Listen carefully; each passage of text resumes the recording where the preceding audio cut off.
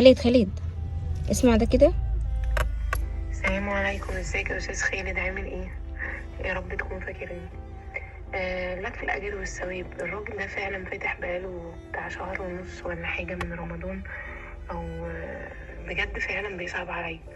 فلو تقدر تعمل له، انا عارفه ان انت قلبك طيب وحد محترم، اعلان يكون مجاني من عندك، واكيد هتلاقي يلا بينا. ثوابه وخيره في حاجه تانية. يلا بينا. ايه الحلاوه دي؟ كله حلو باذن الله. ده حواوشي بلدي، ها؟ حواوشي بلدي. شغل عالي.